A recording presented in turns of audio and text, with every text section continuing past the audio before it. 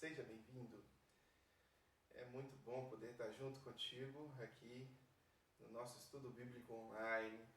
Nos reunimos virtualmente toda quinta-feira para podermos estudar a palavra de Deus, para poder desfrutarmos dos preciosos ensinos que a palavra fornece a cada um de nós.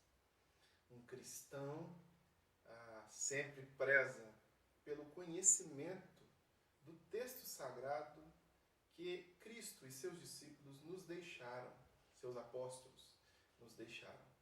Como discípulos de Jesus, temos que nos aprofundar e compreender o texto, para que o texto em si mesmo possa produzir vida e a palavra se torne carne, ação, intensidade nos nossos corações. Então, muito bem-vindo você que está aí, já faz parte da Igreja do Coração. Você também que não faz parte da Igreja do Coração, está nos visitando aqui agora nesse estudo, seja bem-vindo também. O interesse nosso é que cada pessoa que participa conosco possa crescer no conhecimento da palavra, na comunhão com Deus, na missão de Deus para a sua própria vida, na adoração a Deus, no serviço ao próximo.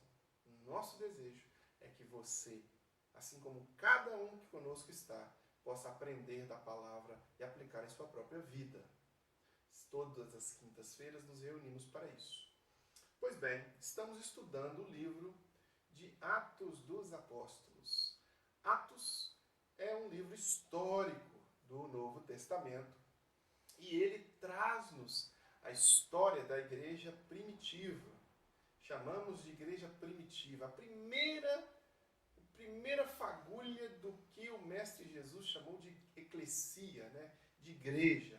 Você sabe bem que a palavra igreja, a palavra eclesia, era para um outro contexto e que na boca de Jesus, quando utilizado para nomear os seus discípulos ali que se reuniram, acabou se tornando majoritariamente, prioritariamente, e acabou sendo próprio da comunidade cristã, da comunidade religiosa cristã.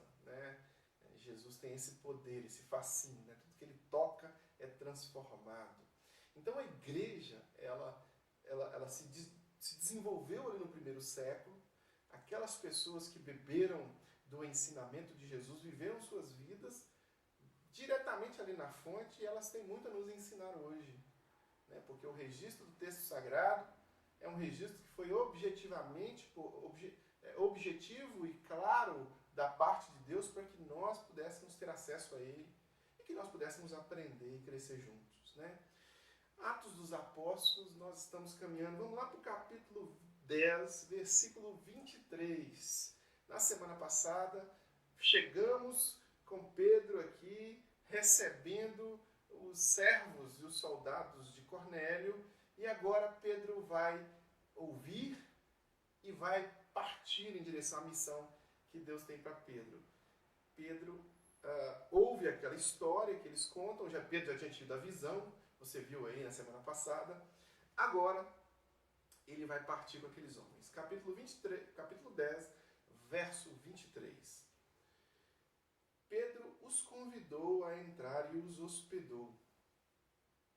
No dia seguinte, Pedro partiu com eles, e alguns dos irmãos de Jope o acompanharam. No outro dia, chegaram a Cesareia. Cornélio os esperava com seus parentes e amigos mais íntimos, que tinha convidado. Quando Pedro ia entrando na casa, Cornélio dirigiu-se a ele e prostrou-se aos seus pés, adorando-o. Mas Pedro o fez levantar-se, dizendo: levante-se, eu sou homem como você. Conversando com ele, Pedro entrou e encontrou ali reunidas muitas pessoas. E lhes disse: vocês sabem muito bem que é contra a nossa lei um judeu associar-se a um gentio, ou mesmo visitá-lo. Mas Deus me mostrou que eu não deveria chamar impuro ou imundo a homem nenhum. Por isso, quando fui procurado, vim sem qualquer objeção. Posso perguntar, por que vocês me mandaram buscar? Cornélio respondeu: Há 4 dias eu estava em minha casa orando a esta hora, às 3 da tarde. De repente, colocou-se diante de mim um homem com roupas resplandecentes e disse: Cornélio, Deus ouviu sua oração e lembrou-se de suas esmolas. Mande-me buscar em Jope a Simão, chamado Pedro. Ele está hospedado na casa de Simão, curtidor de couro, que mora perto do mar. Assim mandei buscar-te imediatamente. E foi bom que tenhas vindo. Agora estamos todos aqui na presença de Deus para ouvir tudo o que o Senhor te mandou dizer-nos. Olha só que coisa interessante. Vamos dar uma pausazinha aqui e a gente continua daqui a pouco. Olha só que coisa bem interessante. Pedro sai em direção a Jope e eles demoram mais ou menos 48 horas para chegar, né, a Cesareia. Né? Ele sai de Jope ali e vai até Cesareia e ele demora, em direção a Cesareia, ele demora 48 horas. Quando ele chega, Cornélio se alegra com aquela presença ilustre na casa dele. Né? Quando ele chega, a primeira coisa que Cornélio faz é se ajoelhar aos pés de Pedro e atribuir a Pedro uma espécie de divindade ou uma espécie de Cornélio se coloca abaixo de Pedro, como se Pedro fosse alguém vindo do alto e que Cornélio estava recebendo na casa dele. Cornélio se ajoelha aos pés de Pedro. O que Pedro diz para Cornélio? Se levanta, porque eu sou homem como você. Nós podemos confundir muitas coisas. Quando a gente observa para a vida dos apóstolos, para a vida destes santos homens de Deus, nós podemos atribuir a eles uma divindade da qual eles não possuem. E isso já aconteceu na história da igreja cristã. Esta atribuição exagerada de divindade a um ser humano pecador e falível. Pedro tinha pecados, falhas, lutas que Jesus não tinha. Jesus sim, o santo, escolhido de Deus, o verbo encarnado, o alfa, o ômega, o rei dos reis, o senhor dos senhores, aquele que nunca pecou, que nunca falhou, aquele que desceu dos céus e depois ao céu subiu, prometeu que voltaria. Este Jesus, ele não tem falhas, ele não tem pecados, ele sim é o mediador entre Deus e os homens e ele nós devemos adorar. O nosso querido irmão Pedro, apóstolo Pedro, é aquele do qual Deus o conferiu a autoridade apostólica e trouxe-nos a doutrina apostólica, um homem poderosamente usado por Deus, como tantos outros homens foram poderosamente usados por Deus, mas que nós não devemos confundir jamais. Nunca podemos confundir a pessoa de um ser humano com a pessoa de Jesus. Jesus era o Deus Todo-Poderoso.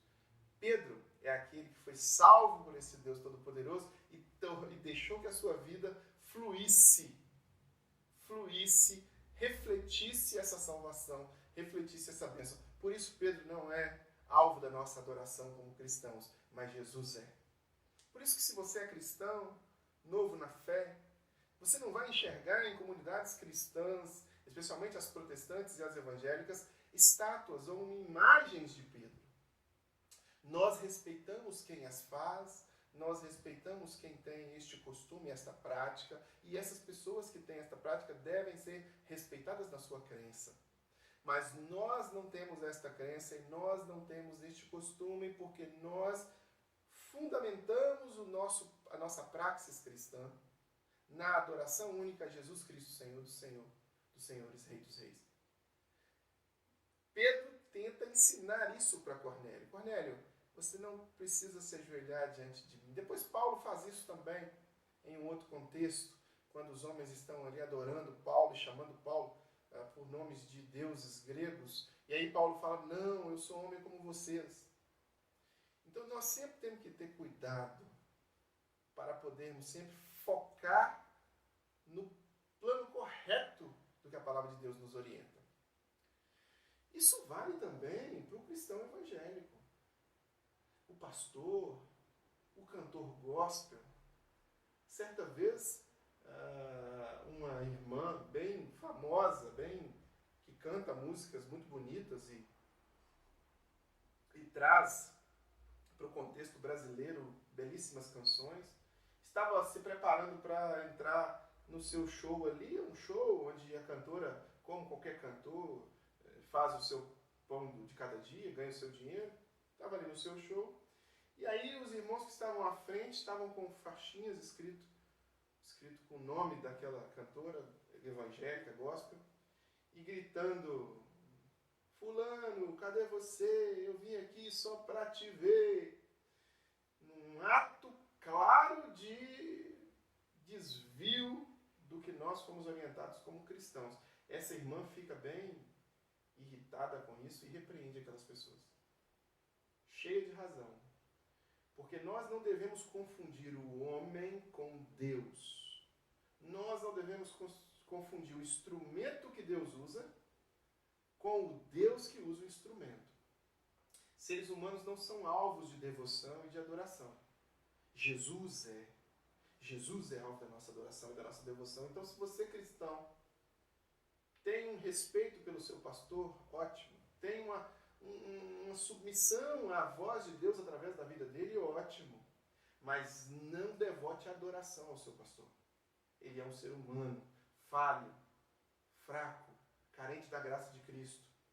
O meio evangélico, o meio cristão evangélico, nós não temos uma liderança da qual nós devotamos a essa pessoa, a este ser humano, uma devoção a ponto de adorarmos. Não, nós não temos. Nós não temos um papa, nós não temos. Nós temos somente Jesus. Jesus é o único. Todos os demais estão debaixo da autoridade de Jesus. E aqui Pedro ensina isso para Cornélio. Olha, eu sou um homem como você. Vamos falar sobre o que realmente importa.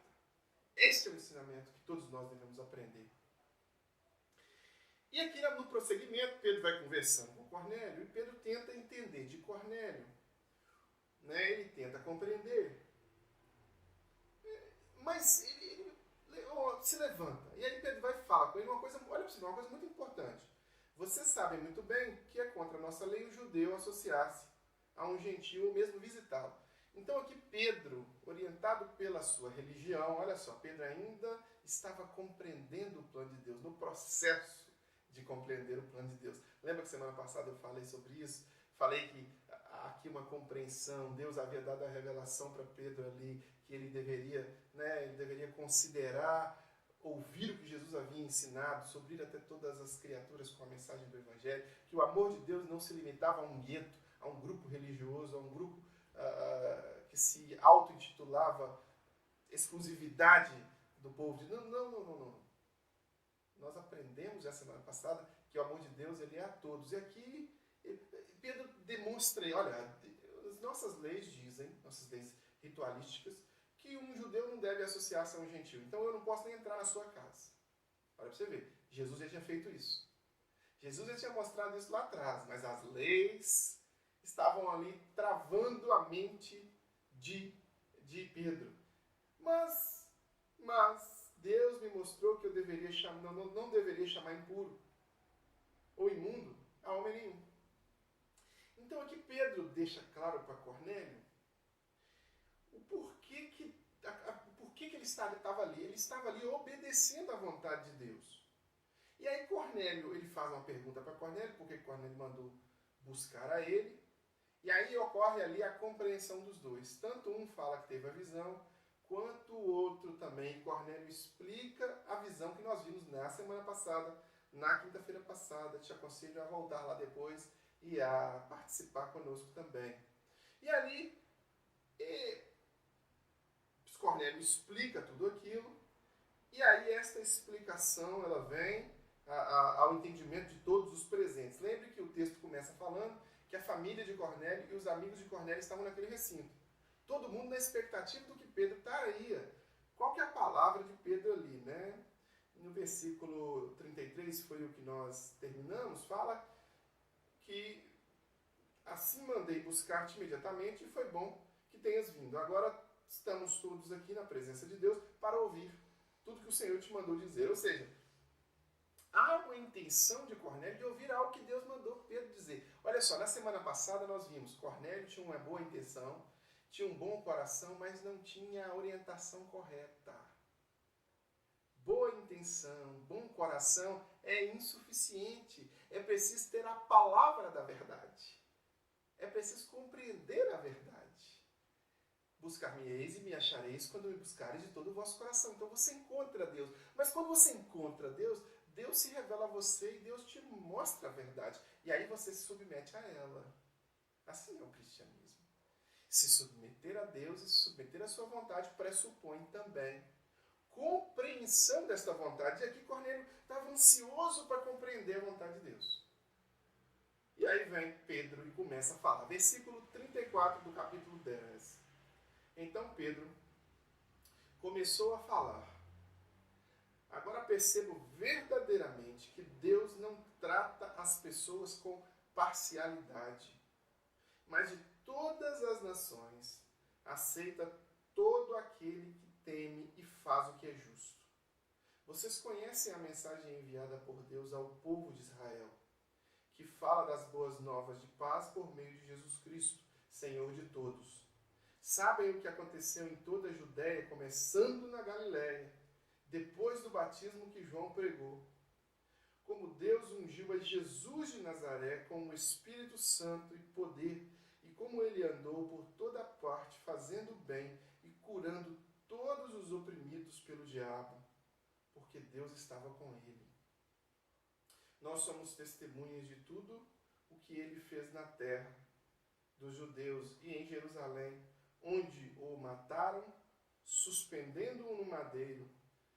Deus, porém, o ressuscitou no terceiro dia e fez que ele fosse visto, não por todo o povo, mas por testemunhas que designaram de antemão por nós que comemos e bebemos com ele, depois que ressuscitou dos mortos. Ele nos mandou pregar ao povo e testemunhar que foi a ele que Deus constituiu juiz de vivos e de mortos. Todos os profetas dão testemunho dele. Todos os profetas dão testemunho dele, de que todo o que nele crê recebe o perdão dos pecados mediante o seu nome. Enquanto Pedro ainda falava estas palavras, o Espírito Santo desceu sobre todos os que ouviam a mensagem. Os judeus convertidos que vieram com Pedro ficaram admirados de que o dom do Espírito Santo fosse derramado até sobre os gentios, pois os ouviam falando em línguas e exaltando a Deus. A seguir, Pedro diz: pode alguém negar a água, impedindo que estes sejam batizados? Eles receberam o Espírito Santo como nós. Então ordenou que fossem batizados em nome de Jesus Cristo. Depois pediram a Pedro que ficasse com eles alguns dias. Olha só que coisa fantástica. O versículo 34, Pedro começa dizendo que ele percebeu algo neste momento. Pedro começa: agora percebo verdadeiramente que Deus não trata as pessoas com parcialidade. Ou seja, Deus não faz acepção de pessoas. Até este momento, Pedro achava que o Evangelho de Jesus Cristo era exclusividade única daquele grupo religioso do qual ele fazia parte. E que Deus não iria romper esta barreira religiosa e levar o Evangelho de Jesus até os confins da terra.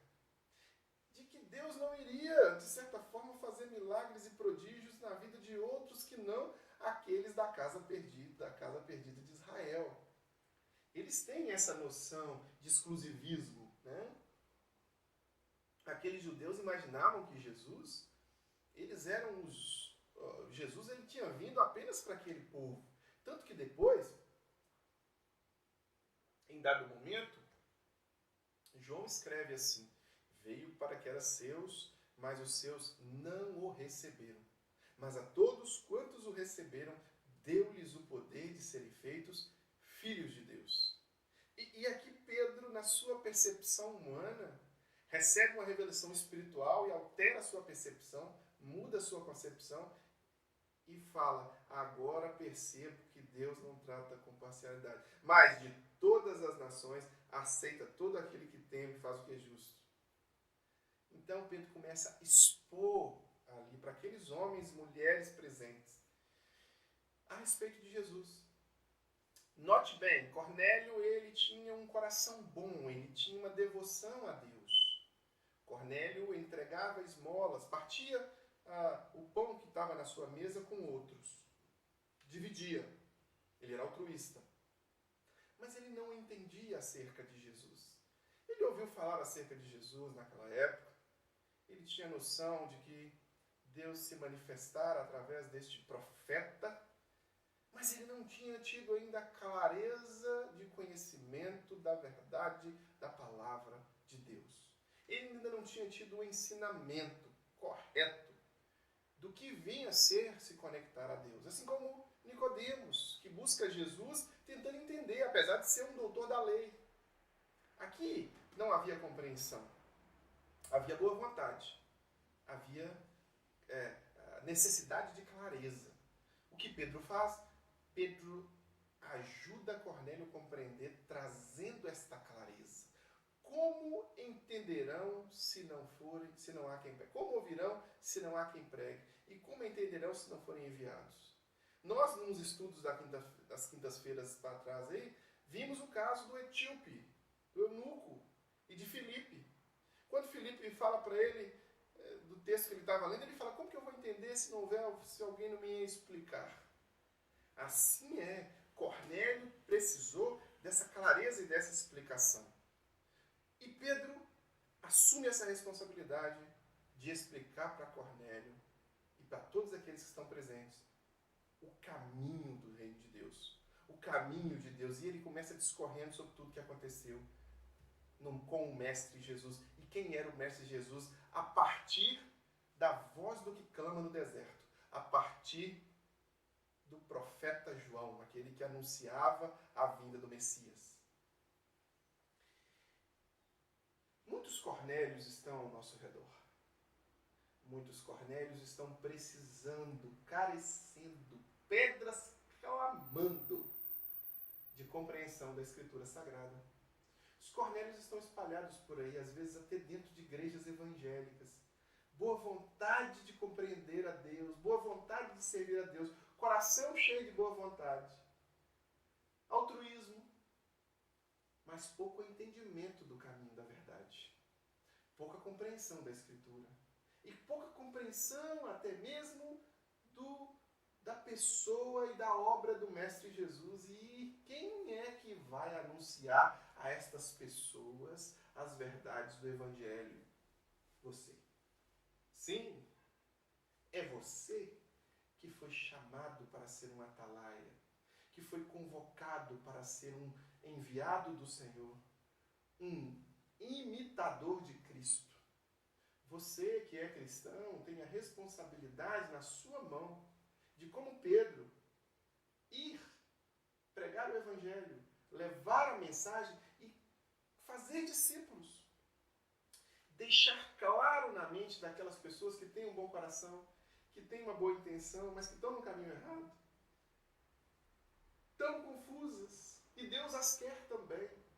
Então Deus comissiona você. Você é comissionado como responsável de levar a palavra de Deus àqueles que estão perdidos.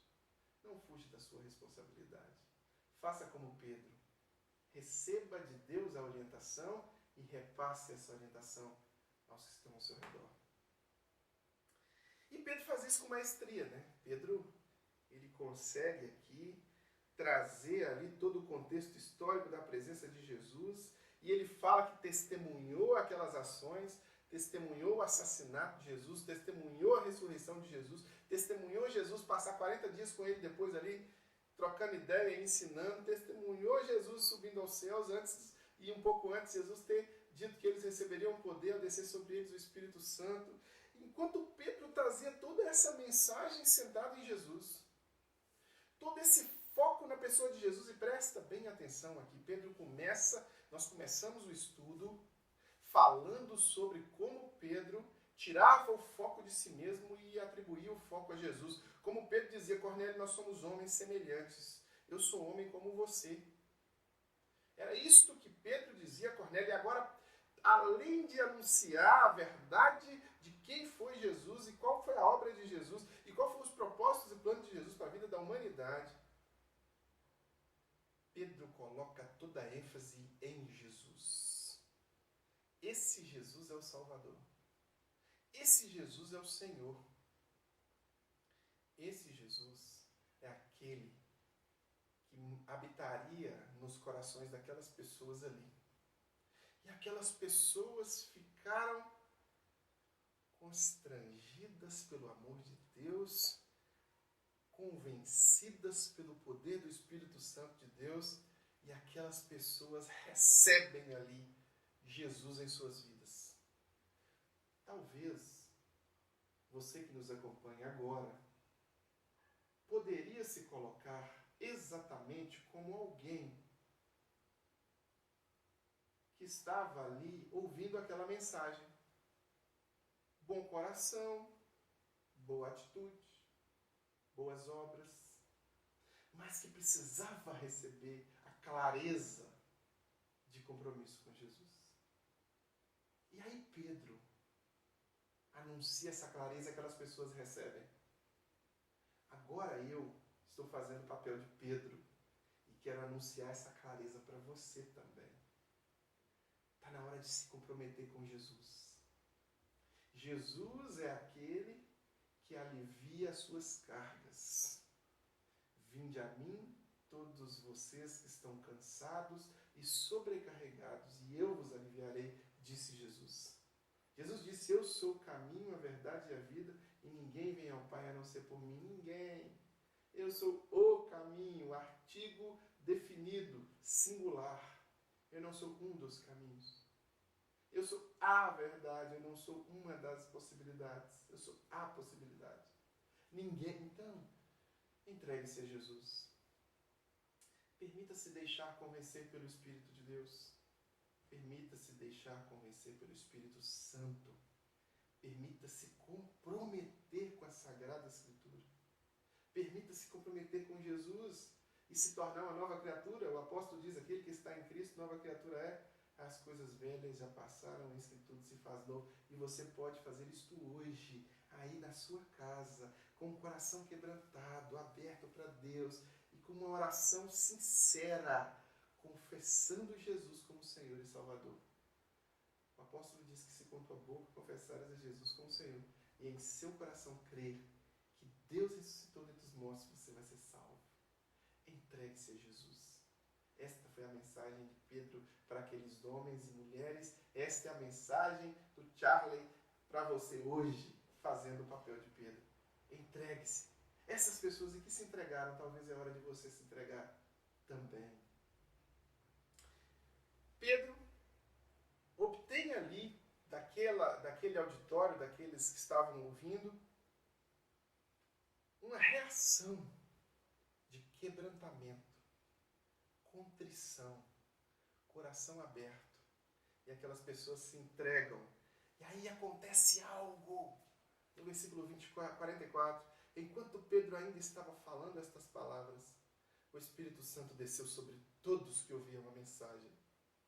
Os judeus convertidos que vieram com Pedro ficaram admirados. Por que esses homens ficaram admirados? Que o dom do Espírito fosse derramado até sobre os gentios. Porque aconteceu com eles exatamente a mesma coisa que aconteceu lá em Jerusalém, lá na festa de Pentecostes, em Atos capítulo 2, que nós vimos no início do nosso estudo. Olha aqui Deus ensinando tanto para os judeus convertidos, quanto para aqueles que acabaram de se converter. O ensinamento de Deus para os que acabaram de se converter é que eles eram morada do Espírito Santo. E aí o Espírito Santo desce sobre eles. E aí acontece um fenômeno, e este fenômeno tem um propósito. Tem um propósito. Ensinar para aqueles judeus que ali não tinham os cristãos de segunda classe. Que ali não tinham gentios convertidos a Cristo, mas que não eram povo escolhido. Não. o que aconteceu com os judeus aconteceu também com os gentios. Eles falaram idiomas, eles falaram línguas. E aí, eles ficam sem argumento.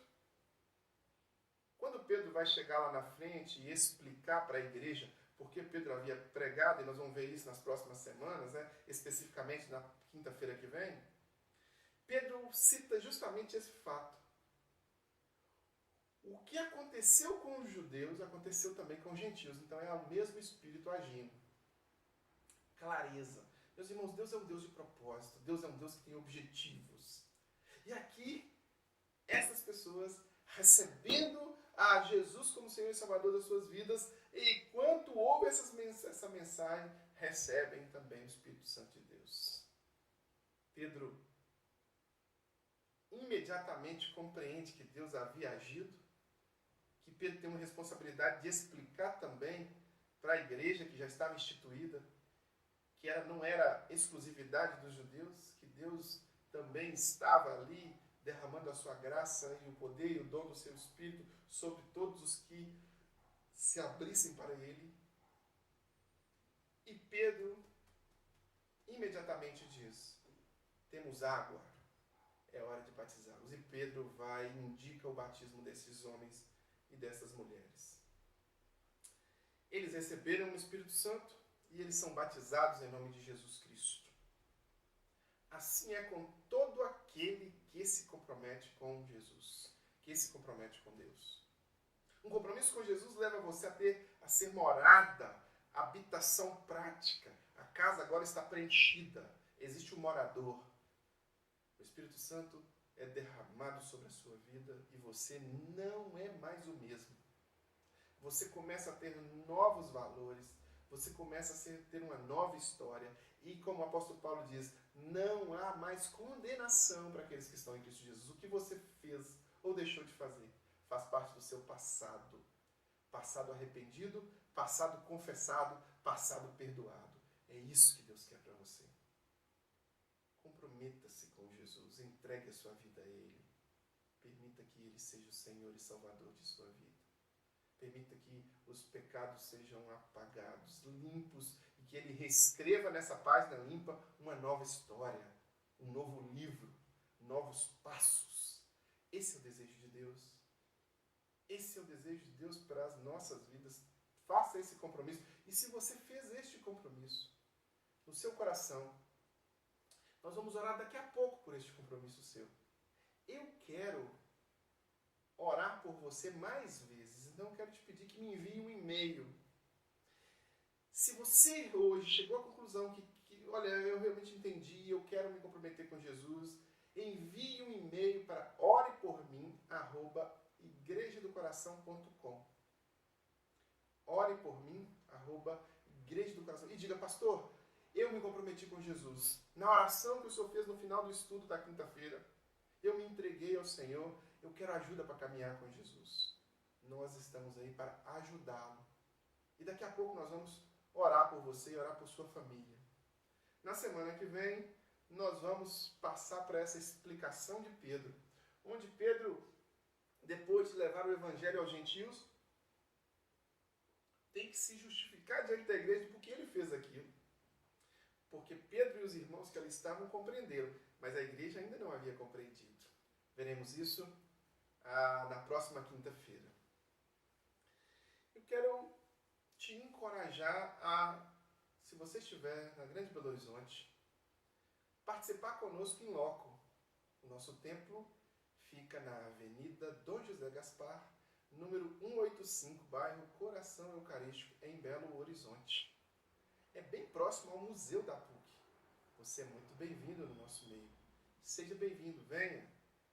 Se você é de fora de Belo Horizonte, nós estamos disponibilizando várias das nossas atividades ou várias ferramentas para você também se conectar conosco.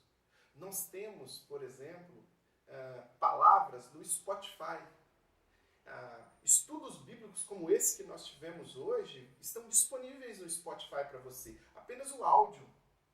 E você pode fazer um Cooperzinho, você pode correr com o microfone, com o headphone ali, ouvindo um estudo bíblico. Você pode fazer um exercício na academia ouvindo um estudo bíblico. Ele vai vai estar disponível para você no Spotify, ele vai estar disponível para você no Castbox também. Estamos disponibilizando isso para você. Estamos disponibilizando para você também o acesso virtual à nossa celebração de domingo. Domingo às 18 horas, presencialmente, nós cantamos louvores a Deus e nós o adoramos.